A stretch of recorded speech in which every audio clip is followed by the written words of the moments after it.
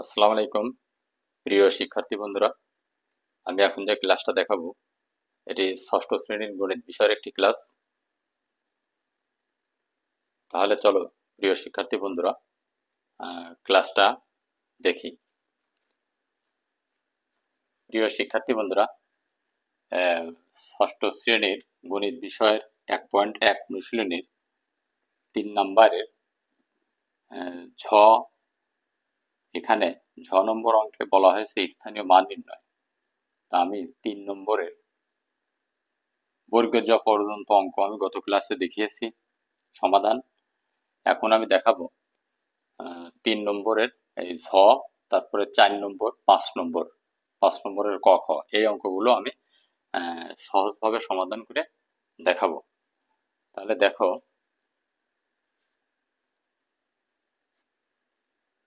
3 নম্বরের ঝ নম্বরে বলা হয়েছে 1 0 5 7 8 0 9 2 3 0 0 4। এই সংখ্যাটির মধ্যে সার্থক অঙ্কগুলোর স্থানীয় মান বের করতে বলা হয়েছে। তা চলো আমরা এই সংখ্যাটির সার্থক অঙ্কগুলোর স্থানীয় মান বের করি। তা প্রথমেই সার্থক অঙ্ক আছে 4, তাহলে 4 এর স্থানীয় মান এখানে 4 একক। তাহলে 4 এর স্থানীয় 4 এর স্থানীয় মান 4 একক। 4 একক সমান, একক মানে আমরা জানি 1, তাহলে 4 গুণ 1 সমান 4 বা 4। এরপরে আছে দেখো, 2টা শূন্য আছে পরপর। আমরা জানি যে শূন্য সার্থক অঙ্ক নয়। তাহলে এরপরে সার্থক অঙ্ক আছে 3, তাহলে 3 এর স্থানীয় মান হবে হচ্ছে 3। দেখো, একক, দশক, শতক, হাজার, 3000, 3000 হবে। তাহলে 3 গুণ হাজার, আমরা জানি 1000 হচ্ছে 1 দিয়ে 3টে শূন্য। তাহলে 3 এর সঙ্গে যদি 1000 গুণ করি তাহলে হবে 3000, 3 দিয়ে 3টা শূন্য বা 3000।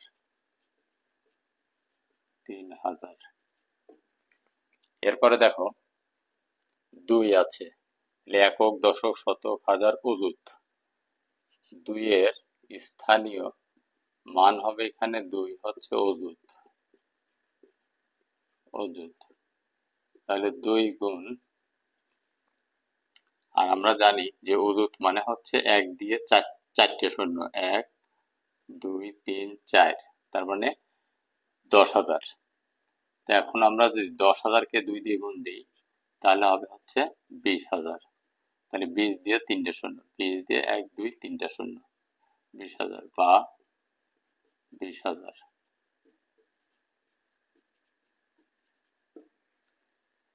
এরপরে আছে কত দেখো, একক, দশক, শতক, হাজার, অযুত, লক্ষ। এরপর আছে 9 এর স্থানীয় মান আছে এখানে, 9 এর স্থানীয় মান হচ্ছে 9 লক্ষ। 9 লক্ষ। তাহলে 9 দিয়ে আমরা 9 এর সঙ্গে গুণ করব হচ্ছে লক্ষ, মানে 1 লক্ষ। 1 দিয়ে আমরা জানি 1 দিয়ে 5টা শূন্য হলে লক্ষ হবে 1 লক্ষ। 1 2 3 4 5, একক, দশক, শতক, হাজার, অযুত, লক্ষ। তাহলে 1 দিয়ে 5 শূন্য। 1 লক্ষর সঙ্গে যদি 9 গুণ করি তাহলে হচ্ছে 9 লক্ষ। 9 দিয়ে 5 শূন্য, 1 2 3 4 5 বা 9 লক্ষ। 9 লক্ষ। এরপরে আছে দেখো, 9 এর পরে আছে শূন্য। শূন্য সার্থক অঙ্ক নয়, তাহলে 8। 8 সার্থক অঙ্ক। তাহলে এখানে দেখো 8 এর স্থানীয় মান হবে হচ্ছে একক, দশক, শতক, হাজার, অযুত, লক্ষ, নিযুত, কোটি। তাহলে 8 এর স্থানীয় মান এখানে 8 কোটি। তাহলে 8 গুণ, আমরা জানি 1 কোটি। 1 কোটি হচ্ছে 1 দিয়ে 7টা শূন্য, তাহলে 1 2 3 4 5 6 7। তাহলে 1 কোটির সঙ্গে যদি 8 গুণ করি তাহলে 8 কোটি হবে। তার মানে 8 দিয়ে হবে 7 শূন্য। 1 2 3 4 5 6 7 8 কোটি বা 8 কোটি 8 কোটি। 8 এর পরে আছে ধর 7, তাহলে একক দশক শতক হাজার অযুত লক্ষ নিযুত কোটি কোটি, তাহলে এটা আবার একক ধরতে হবে, তাহলে একক দশক, তাহলে 7 এর স্থানীয় মান 7 দশক কোটি, দশক কোটি সমান 7 দশক, তার মানে 7 এর সঙ্গে যদি আমরা 10 গুণ করি তাহলে কত হয় 70, তাহলে 70 7 70 এর সঙ্গে তাহলে আমরা 1 কোটি গুণ করব, 1 দিয়ে 7 শূন্য, 1 2 3 4 5 6 7, তাহলে 70 এর সঙ্গে যদি 1 কোটি আমরা গুণ করি তাহলে 70 কোটি হবে, 70 দিয়ে 7 শূন্য 70 কোটি হয়ে যাবে। 1 দিয়ে 7টা শূন্য হলে 1 কোটি, আর 70 দিয়ে যদি 7টা শূন্য দিই তাহলে 70 কোটি, তাহলে 70 লিখলাম, তারপর 7টা শূন্য, 1 2 3 4 5 6 7, 70 কোটি বা 70 কোটি, 70 কোটি। এরপরে দেখো আছে 7 এর পরে আছে 5, একক দশক শতক হাজার অযুত লক্ষ নিযুত কোটি, তাহলে একক দশক শতক, তাহলে 5 আছে শতক কোটি, 5 এর স্থানীয় মান এখানে 5 শতক কোটি, শতক কোটি 5 শতক কোটি, তার মানে 5 শতক মানে 5 দিয়ে 2 শূন্য, 5 শতক কোটি, কোটি মানে 1 দিয়ে 7 শূন্য, 1 2 3 4 5 6 7, এরপরে 500 দিয়ে যদি 100 কোটির গুণ করি, না 1 কোটির গুণ করি তাহলে 500 কোটি হবে, তার মানে 500 দিয়ে 7টা শূন্য, 1 2 3 4 5 6 7, এটা হলো 500 কোটি, তাহলে বা 500 কোটি, 500 কোটি। এরপরে দেখো আছে শূন্য, শূন্য সার্থক অঙ্ক না, তারপর আছে 1, তাহলে একক দশক শতক হাজার অযুত লক্ষ নিযুত কোটি, একক দশক শতক হাজার অযুত, এক এখানে একের স্থানীয় মান হচ্ছে 1 অযুত, 1 অযুত কোটি, 1 অযুত কোটি। তা আমরা জানি প্রিয় শিক্ষার্থী বন্ধুরা, আমরা জানি কি অযুত হচ্ছে 1 দিয়ে 4 শূন্য, 1 2 3 4, তাহলে 1 অযুত এর সঙ্গে 1 কোটি গুণ হবে, তা 1 কোটি হচ্ছে 1 দিয়ে 7টা শূন্য, 1 2 3 4 5 6 7, এরপরে এই 1 অযুত কোটি, তার মানে 1 অযুত বলতে 10,000, একক দশক শতক হাজার অযুত, তাহলে 10,000 এর সঙ্গে যদি 1 কোটি গুণ করি তাহলে 10,000 কোটি, তাহলে 10,000 আগে লিখলাম, এর 1 দিয়ে 4 শূন্য মানে 10,000, এরপরে 7টা শূন্য দিলে 10,000 কোটি, 1 2 3 4 5 6 7, তাহলে হলো 10,000 কোটি, তাহলে বা 10,000 কোটি। তাহলে প্রিয় শিক্ষার্থী বন্ধুরা দেখো 3-এর 6 নম্বর যে সংখ্যাটা দেওয়া আছে সেই সংখ্যার মধ্যে সার্থক অঙ্কগুলোর স্থানীয় মান বের করা হয়েছে। আশা করি তোমরা এটার স্থানীয় মান খুব সহজে এখন বের করতে পারবে। এরপরে আমরা 4 নম্বর অঙ্কটা দেখি। দেখো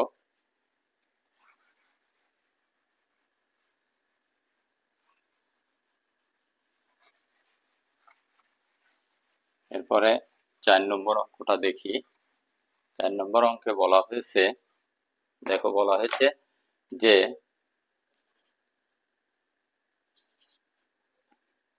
9 অঙ্কের বৃহত্তম ও ক্ষুদ্রতম সংখ্যা লিখো।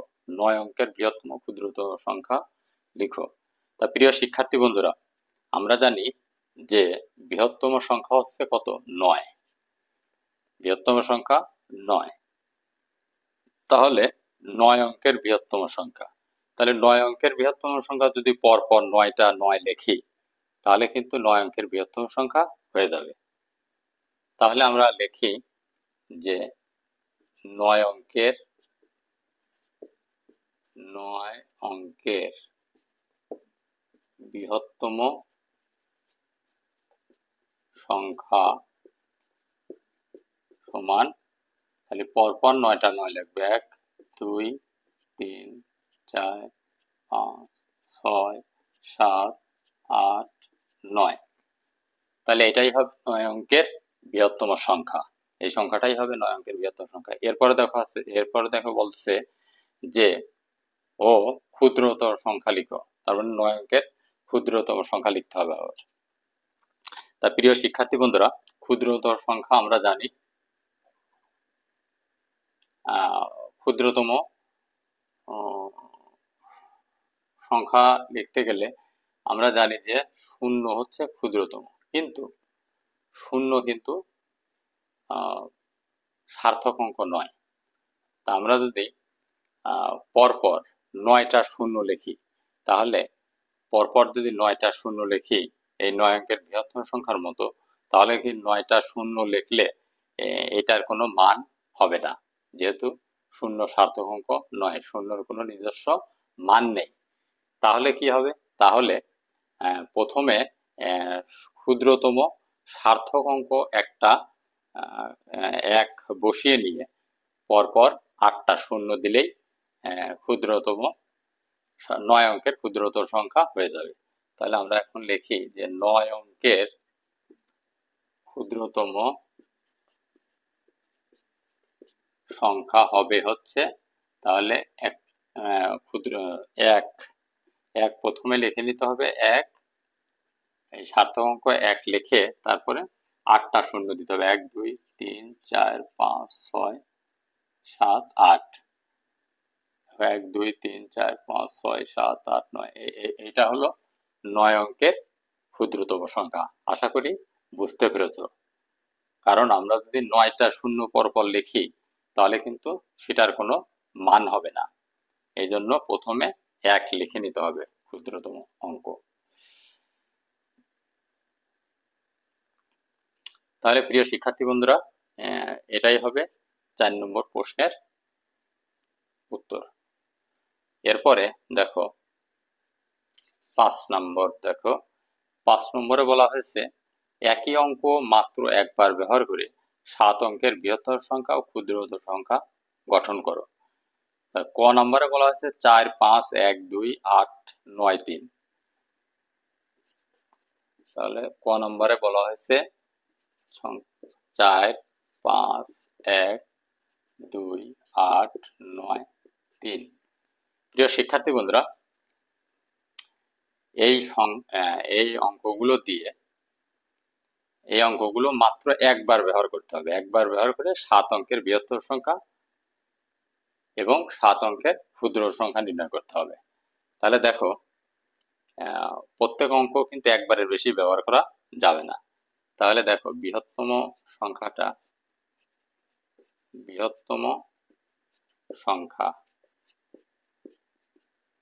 তাহলে বৃহত্তম সংখ্যা হবে কত? দেখো বৃহত্তম সংখ্যার সময় আমরা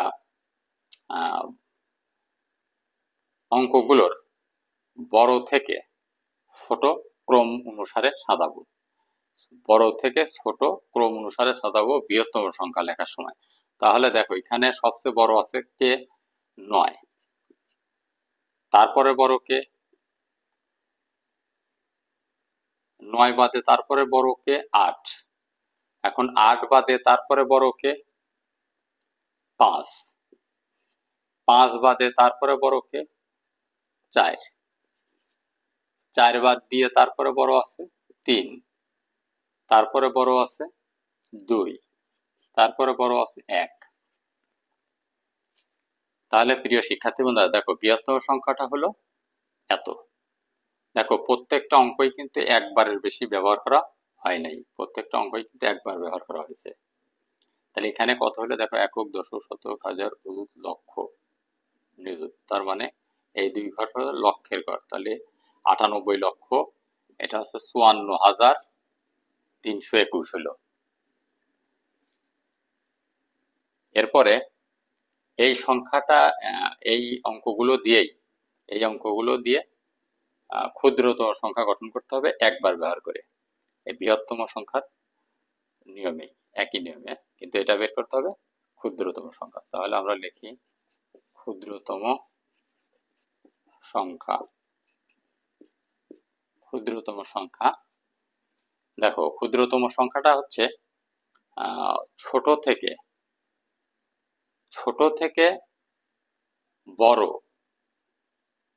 ছোট থেকে বড় ক্রমে আমরা সাজাবো। এখন প্রথমে যেমন বৃহত্তম সংখ্যার ক্ষেত্রে আমরা বড় থেকে ছোট ক্রমে সাজিয়েছি, এখন ক্ষুদ্রতম সংখ্যা লেখার সময় ছোট থেকে বড় ক্রমে সাজাবো। এখন সবচেয়ে ছোট আছে কোন অঙ্ক? 1, তারপরে ছোট আছে 1 বাদে কোনটা? 2, তারপরে 2 বাদে আছে কোনটা? 3, তারপরে 3 বাদে আছে কোনটা ছোট? 4, তারপরে 4 বাদে আছে কোনটা ছোট? 5, তারপরে 5 বাদে কোনটা ছোট আছে? 8, তারপরে আছে কোনটা? 9। 1 2 3 4 5 6 7, 1 2 3 4 5 6 7, 1 2 3 4 5 6 7। ঠিক আছে, তাহলে দেখো প্রিয় শিক্ষার্থী বন্ধুরা, এখানে ক্ষুদ্রতর সংখ্যা কত হইল? দেখো একক, দশক, শতক, হাজার, অযুত, লক্ষ, তার মানে 12,34,589। তাহলে এটাই হবে 5 নং প্রশ্নের উত্তর। আশা করি প্রিয় শিক্ষার্থী বন্ধুরা তোমরা বুঝতে পেরেছো যে একই অঙ্ক একবার মাত্র ব্যবহার করে কিভাবে বৃহত্তম সংখ্যা এবং কিভাবে ক্ষুদ্র সংখ্যা নির্ণয় করা হয় বা গঠন করা হয়।